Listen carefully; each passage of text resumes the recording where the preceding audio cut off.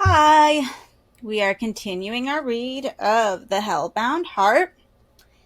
This is Chapter 8. 8 1. There was thunder that night, a storm without rain which made the air smell of steel. Kirsty had never slept well. Even as a child, though her mother had known lullabies enough to pacify nations, the girl had never found slumber easy. It wasn't that she had bad dreams, or at least none that lingered until morning. It was that sleep itself, the act of closing the eyes and relinquishing control of her consciousness, was something she was temperamentally unsuited to. Tonight, with the thunder so loud and the lightning so bright, she was happy. She had an excuse to forsake her tangled bed and drink tea and watch the spectacle from her window. It gave her time to think as well, time to turn over the problem that had vexed her since leaving the house on Lodovico Street.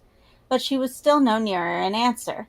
One particular doubt nagged. Suppose she was wrong about what she'd seen. Suppose she'd misconstrued the evidence and Julia had a perfectly good explanation. She would lose Rory at a stroke. And yet, how could she remain silent? She couldn't bear to think of the woman laughing behind his back, exploiting his gentility, his naivete. The thought made her blood boil. The only other option was to wait and watch to see if she could gain some incontrovertible evidence. If her worst suppositions were then confirmed, she would have no choice but to tell Rory all she'd seen. Yes, that was the answer. Wait and watch, wait and watch. The thunder rolled around for long hours, denying her sleep until nearly 4. When finally she did sleep, it was the slumber of a watcher and waiter, light and full of sighs. 2. The storm made a ghost train of the house. Julia sat downstairs and counted the beats between the flash and the fury that came on its heels. She had never liked thunder. She a murderess, she a consorter with the living dead.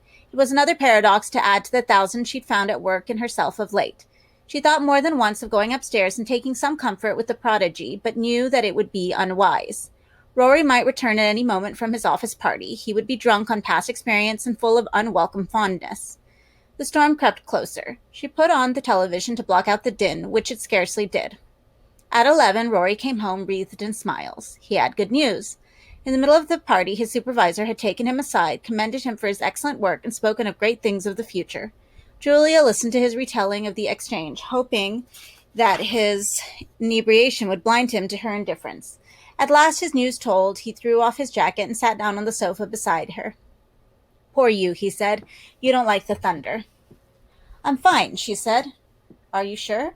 Yes, fine. He leaned across to her and nuzzled her ear. You're sweaty, she said, matter-of-factly. He didn't cease his overtures, however, unwilling to lower his baton now that he'd begun. Please, Rory, she said, I don't want this. Why not? What did I do? Nothing, she said, pretending some interest on the television. You're fine. Oh, is that right? He said. You're fine, I'm fine, everybody's fucking fine. She stared at the flickering screen. The late evening news had just begun, the usual cup of sorrows full to brimming. Rory talked on, drowning out the newscaster's voice with his diatribe. She didn't much mind. What did the world have to tell her? Little enough.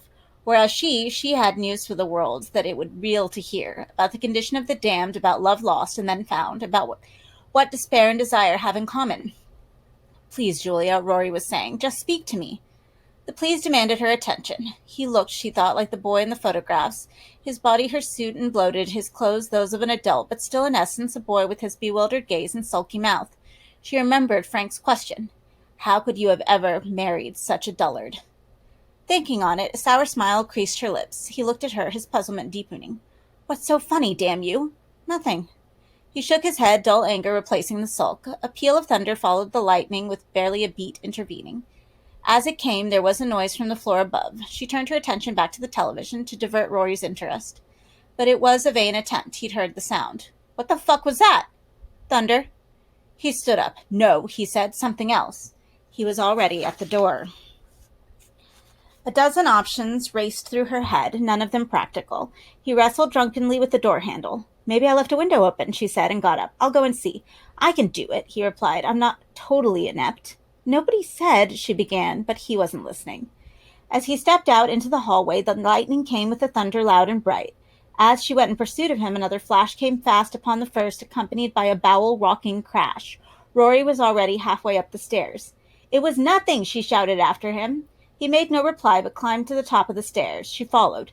"Don't," she said to him, in a lull between one peal and the next. He heard her this time, or rather chose to listen. When she reached the top of the stairs, he was waiting. "Something wrong?" he said. She hid her trepidation behind a shrug. "You're being silly," she replied softly. "Am I? It was just the thunder." His face, lit from the hall below, suddenly softened. "Why do you treat me like shit?" he asked her. "You're just tired," she told him. "Why, though?" he persisted, childlike. "What have I ever done to you?" "It's all right," she said. "Really, Rory, everything's all right." The same hypnotic banalities over and over. Again the thunder, and beneath the din another sound. She cursed Frank's indiscretion. Rory turned and looked among the darkened landing. "Hear that?" he said. "No." His limbs dogged by drink, he moved away from her. She watched him recede into the shadow. Lightning spilling in through the open bedroom door. Flash lit him, then darkness again. He was walking toward the damp room. Toward Frank. "Wait," she said, and went after him. He didn't halt, but covered the few yards to the door. As she reached him, his hand was closing on the handle. Inspired by panic, she reached out and touched his cheek. "I'm afraid," she said. He looked round at her woozily. "What of?" he asked her. She moved her hand to his lips, letting him taste the fear on her fingers. "The storm," she said. She could see the wetness of his eyes in the gloom little more. Was he swallowing the hook or spitting it out? Then, "Poor baby," he said. Swallowed, she elated, and reaching down, she put her hand over his and drew it to the door. If Frank so much as breathed now, all was lost. "Poor baby," he said again, and wrapped an embrace around her. His balance was not too good. He was a lead weight in her arms. "Come on," she said, coaxing him away from the door. He went with her for a couple of stumbling paces, then lost his equilibrium. She let go of him and reached out to the wall for support. The lightning came again, and by it she saw that his eyes had found her and glittered. "I love you," he said, stepping across the hallway to where she stood. He pressed against her so heavily there was no resisting. His head went to the crook of her neck, muttering sweet talk into her skin. Now he was kissing her. She wanted to throw him off. More, she wanted to take him by his clammy hand and show him the death-defying monster he had been so close to stumbling across. But Frank wasn't ready for that confrontation, not yet. All she could do was endure Rory's caresses and hope that exhaustion claimed him quickly. "Why don't we go downstairs?" she suggested. He muttered something into her neck and didn't move. His left hand was on her breast, the other clasped around her waist. She let him work his fingers beneath her blouse. To resist at this juncture would only inflame him afresh.